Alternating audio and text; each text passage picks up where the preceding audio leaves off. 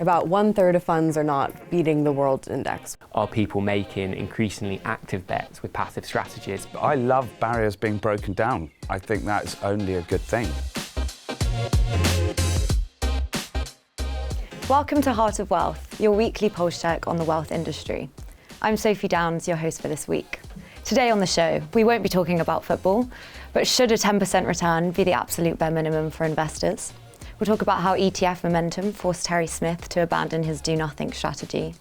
And finally, why Vanguard is using an Italian payments app to bypass traditional wealth platforms. Joining me to unpack these are Citywire journalists Olivia Bybel and Charles Walmsley, as well as Nick Hutton, Head of European Wealth Sales at BlackRock. So great to have you in, Nick. Oh, great to be here. Thanks for having us. And of course, you're joining us on the back of a very successful set of results for BlackRock. So I mean, as the man selling these products, you must be having a pretty good week. Amazing set of results yesterday for the firm. I think a record, and I think just a huge example of the diversified nature of BlackRock's platform now. It was thrilling to see, obviously, great momentum in ETFs, and then our alternatives platform. Obviously, BlackRock made a big strategic move in the acquisitions of GIP and HPS over the last 2 years. And it's great to see that private markets platform really resonating with clients across the globe. Yeah, now we need to keep it going. We'll come back to ETFs and we're going to talk about that a lot today. But Olivia, let's start with you for our first story. So we've got quite a punchy claim here from Cole Smead. So why exactly does he believe a 10% annualized return should be the baseline for investors? Yeah, so I spoke with Cole Smead, who's CEO of Smead Capital, just following the launch of their second UCITS fund last month, which is a global ex-US value strategy. I was speaking to Cole about, why launch the second strategy now. This idea of a 10% return threshold was one of the main reasons that they did, and wanted to have that available for European investors. Basically, he doesn't think that UCITS investors are getting that return. And he thinks that they should be. In his view, it's the bare minimum for investors to receive if they're investing in any public markets fund. Mm-hmm. And following this article, you then dug into some of the active equity funds in our database. So how many funds aren't meeting this threshold? Yeah, so I had a look at our own fund database with the help of our data team, and out of the 7,500 actively managed UCITS equity funds, 35% of them are not making 10% in annualized returns over the last 3 years. And the MSCI World's annualized return over the last 3 years was about 10%. So about 1/3 of funds are not beating the world index, which isn't great for them. No, I mean, Nick, bringing you in here, is it realistic for wealth managers to hit that 10%, or does it kind of force you to take on, I guess, dangerous levels of risk? Well, I think, that's a very important point here. I think, what product selection in the overall portfolio context is really important to consider as well. But I think the underlying, the way I read that and the underlying message behind the headline, I guess, is that active fund management has had to evolve as we see kind of capital markets evolving, and also the wealth and asset management industries, and that when clients look to populate their portfolios with active managers, they're wanting high levels of kind of active share, they're wanting unconstrained, high conviction strategies, and I think that's the kind of, I feel like, more of the underlying message there, that overall active fund management is changing, and clients are wanting high conviction, unconstrained reflections of portfolio management views.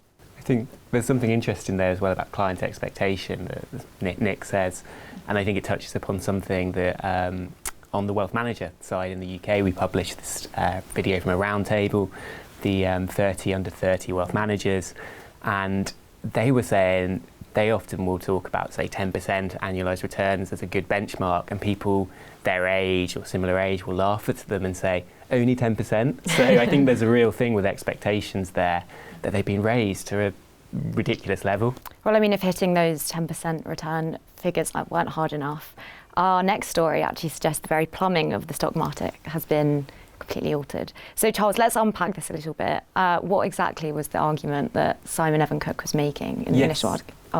Yes. So this is about one of Citywire's articles was cited by Terry Smith, the UK's probably most popular fund manager, although that might be questionable in these days. So he, in his latest investor newsletter that he sends, I think every, I can't remember, it's 3 or 6 months, but he was saying, I read this piece by Simon Evan Cook, one of our columnists. He raised several points. One that Terry quoted from was this idea that, okay, passives have outperformed. That's great for the client. They've made more money, taken less risk, arguably, paid less in fees, brilliant. But if they've outperformed so much, the argument for passives is that they kind of present an average.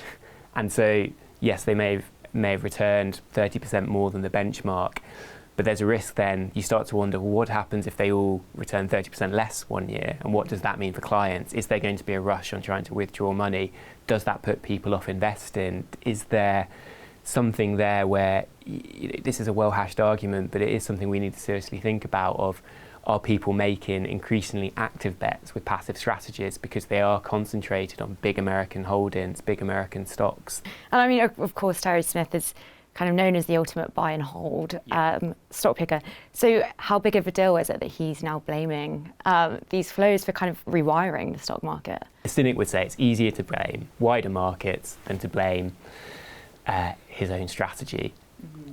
Equally, it is a big surprise that he's made a change to his, as you say, buy and hold. I think any active manager would stick to their guns for as long as possible, and the fact he is now, so he's turning over more in his portfolio, he's buying more stocks, changing the makeup of those, and I think that's a big deal in that he's basically saying, yeah, I've got to admit this hasn't worked. He's already gone from 24 billion about 3 years ago to now just over 12, and that is going to have to be something he grapples with in terms of flows, and this is a real bet on trying to turn that around, and it'll be interesting to see if he can.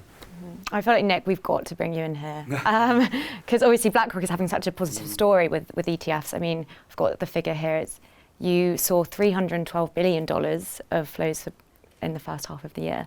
So what's your opinion on this? I mean, are ETFs actually breaking the market, like he says? Or? What a question. I'd caveat it with I haven't read the Simon's article. You should. Yeah, thank you very much. I guess a few things. Obviously, capital markets and market returns have been unbelievably narrow for quite a few years, which does put a lot of strain on active portfolio managers. I think Terry won't be the only PM in the market who has been obviously tremendously successful here in the UK, to have had to evolve their active management in light of how markets have evolved. I think when we think about the use of indexing, whether that's ETFs or index mutual funds, and obviously you're getting, ETF is essentially a wrapper to deliver portfolio management expertise. I think in a few years' time we'll be sitting here and we say ETFs and automatically think index. In 5 years' time we won't think that at all. It will just be a wrapper to deliver portfolio management. We want people to save and invest for their financial future. And it is clear that, particularly the ETF wrapper is the chosen vehicle. So I can't wait to receive the article. Yeah, there you go. Well, let's stick with that. I mean, our final story looks at how the future of people may invest. And I mean, so our third story is Vanguard has partnered with the Italian payments app Citywire, meaning over 6 million users can now buy an ETF directly through an app, and it might be the same app they'll use to buy a coffee or something in the morning. So, I mean, Nick, look, maybe if we stick with you here, Vanguard is obviously a competitor. Could this be a route you would consider taking going forward?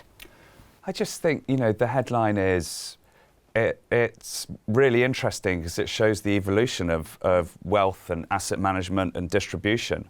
Obviously, this is a decision because it allows Vanguard to reach more clients versus a non-traditional distribution avenue using ETFs, and it's really interesting. It certainly won't be the last type of headline that we sit and talk about here. I think these type of things are really, really interesting. I think it really kind of piques my curiosity about You know, what does the next 5 years look like? You know, how do, certainly someone who runs a client business, you know, how do I think about how I set up my team? How do I think about how we think about our products, our product innovation, distribution, partnerships, who you partner with? I think that's all, yeah, it's all fascinating and exciting. I do wonder though, what about the psychology of it? I mean, if you can buy an ETF as easily as you can buy a coffee, do we risk losing the kind of gravity of investing? I love barriers being broken down. I think that's only a good thing. I think breaking down barriers to help people invest or understand about investing is really cool. That's a very nice note to end on. And that is all the time we have for today. A massive thank you to our production team and to our guests, Nick Hutton, Olivia Bybel and Charles Walmsley. Thank you for watching. We'll see you next week.